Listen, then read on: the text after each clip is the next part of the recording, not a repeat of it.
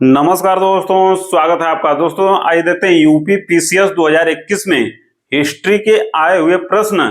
यह इसलिए भी महत्वपूर्ण है कि अनेक बार अनेक क्वेश्चन रिपीट होते हैं।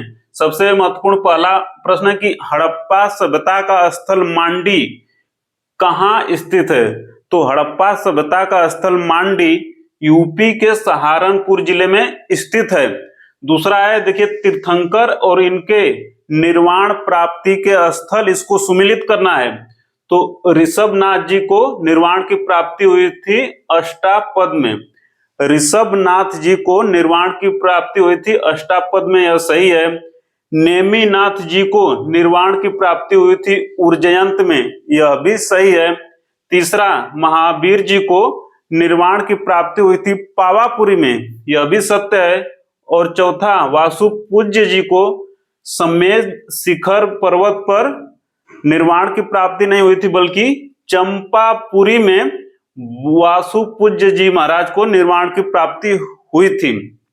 तीसरा बहुत महत्वपूर्ण प्रश्न है कि सातवाहन शासक संस्कृत भाषा के पोषक थे, यह सत्य है। सातवाहन शासक संस्कृत भाषा के पोषक थे, यह सत्य है। दूसरा कथन है कि सातवाहन काल में कला के लोक पक्ष को अधिक प्रोत्साहन मिला। सातवाहन काल में कला के लोक पक्ष को अधिक प्रोत्साहन मिला, यह भी सत्य है। इस प्रकार दोनों कथन सत्य हैं। चौथा महत्वपूर्ण है, देखिए, शासक और उनके राज्य को सुमेलित करना है। तो राणा हम्बीर मेवाड़ के शासक थे, सही है। राणा चुंडा मारवाड़ के शासक थे, यह भी सही है। तीसरा, मलिक राजा फारूकी खान देश के शासक थे, यह भी सही है। और मलिक सरवर ख्वाजा जहां, मलिक सरवर ख्वाजा जहां ये मालवा के शासक नहीं थे, बल्कि जौनपुर के शासक थे। पांचवा बहुत ही महत्वपूर्ण प्रश्न जो यूपी पीसीएस 2021 में पूछा गया है। तो ग्रंथ है और इनके रचयिता हैं, इनको सुमेलित करना है। रागमाला को लिखा है पुंडरीक विट्ठल जी ने, रागमाला को लिखा है पुंडरीक विट्ठल जी ने, सही है। रस कौमुदी को लिखा है श्रीकंठ जी ने, यह भी सत्य है। रास विबोध को सोमनाथ जी ने लिखा है, यह भी सही है। और चतुर्दंडी प्रकाशिका वेंकट रमण जी लिखे हैं, यह भी सही है। छठा देखिए, छठा असर्शन और रीजन अर्थात कथन और कारण दिया है। तो कथन है कि मुगल साम्राज्य मूल रूप से एक सैनिक राज्य था।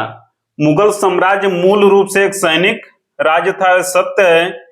रीजन है कि केंद्रीय शासन व्यवस्था के विकास की प्राण शक्ति, केंद्रीय शासन व्यवस्था के विकास की प्राण शक्ति उसकी सैनिक शक्ति पर निर्भर होती है, यह भी सही है। इस प्रकार दोनों सही है और इसकी व्याख्या भी हो रही है। सातवां बहुत ही महत्वपूर्ण है कि फवायदुल फवाद फारसी पुस्तक फवादुल फवाद के संकलन करता है अमीर हसन सिजजी। अमीर हसन सिजजी ने फवादुल फवाद पुस्तक को संकलित किया है। आठवां बहुत ही महत्वपूर्ण है कि रणजीत सिंह ने तोपखाना लाहौर में स्थापित किया था। रणजीत सिंह जी ने तोपखाना को लाहौर में बनवाया था, तोपखाना। नवा देखिए, वायकोम सत्याग्रह 1924 का है। वायकोम सत्याग्रह 1924 ईस्वी का है और यह अस्पृश्यता एवं जातिगत भेदभाव के विरुद्ध यह सत्याग्रह था, यह सत्य है। और महात्मा गांधी जी ने वायकोम सत्याग्रह में भाग लिया था, यह भी सत्य है। इस प्रकार दोनों कथन सत्य हैं। 10वां बहुत ही महत्वपूर्ण प्रश्न की कांग्रेस के अध्यक्ष कभी नहीं रहे। कांग्रेस के अध्यक्ष कभी नहीं रहे, तो तिलक जी, बाल गंगाधर तिलक जी कभी भी कांग्रेस के अध्यक्ष नहीं रहे। अब देखते हैं 11वां महत्वपूर्ण प्रश्न की नौजवान सभा। तो देखिए, नौजवान सभा का प्रश्न पूछा था। तो नौजवान सभा का गठन 1926 ईस्वी में हुआ था। इसके महामंत्री थे भगत सिंह जी और इसके महासचिव थे भगवती चरण वोहरा जी। साथ ही में नौजवान सभा से दो और बहुत ही महत्वपूर्ण लोग जुड़े थे, यशपाल जी जुड़े थे और छबील दास जी भी जुड़े थे। 12वां बहुत ही महत्वपूर्ण प्रश्न है कि Asiatic society of Bengal, Asiatic society of Bengal को सर विलियम जोस ने स्थापित किया था और वर्ष था 1784 ईस्वी। 13वां बहुत ही महत्वपूर्ण प्रश्न है कि विभागीय प्रणाली की शुरुआत, विभागीय प्रणाली की शुरुआत 1861 के अधिनियम के तहत हुई थी।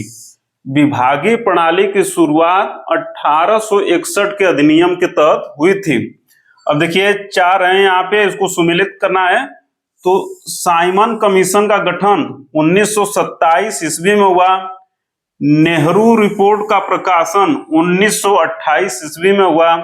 शारदा अधिनियम 1929 ईस्वी में पारित हुआ और दांडी मार्च 12 मार्च 1930 को आयोजित हुआ था।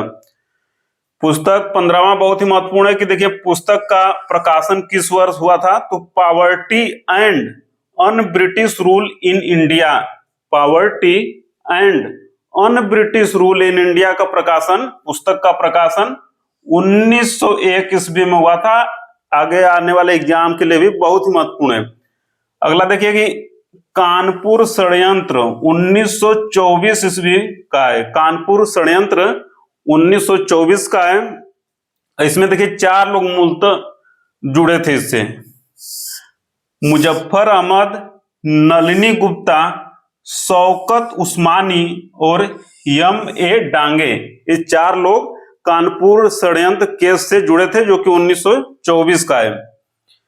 अगला 17वां प्रश्न है कि धरसना नमक कारखाने पर धावा 1930 ईस्वी में हुआ था।